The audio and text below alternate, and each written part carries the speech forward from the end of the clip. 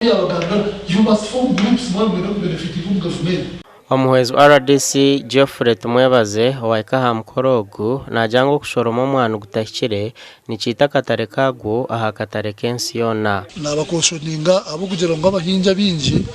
mbacwa omwana gutakahire kandi eco kicendeza omutindo gw'omwani cyafekitingana na ebei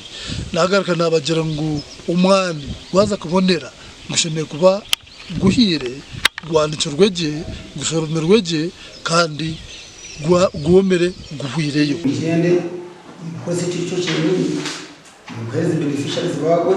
ariko ngo koze kinini nitegateka ngo abahinzi nije ko kurata babasha gukumbira ngabyami babashudese uko kutusenya cyangwa kushudisa abana wase na UCDA bonje ko shudisa kureba ngo application mbazogu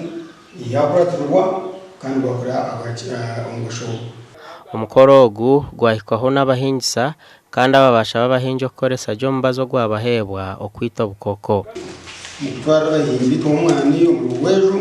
kandi umuntu ngomwani gwamuntu no mwe bari no azo gumbazo ngo nozakufuira njo yenda ftanko takakufuira tobusha hata government bakwatiye muri bahindi bumwana ba district ni mu tumwabikira kwa abahinji basima ahabo kubahweraho no kubaho mbazogo umbazogo gutwatunga gwatiyamba munonga ntwenda kusima government ahabo kubatibiye ubukoko bye buturukubi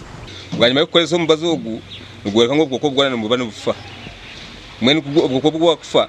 umwana gutukabonera tukayongera mutindo tongera na hantasya funa school fees z'abana ona abahinji bashaba kwezumbira mu kuhinga ibindi bihingwa hamwe no kurisa kongati ikora kubi kushaka umutende gukodo ayine itaka ayino bwo gutwe na wariyaho asibara tegerega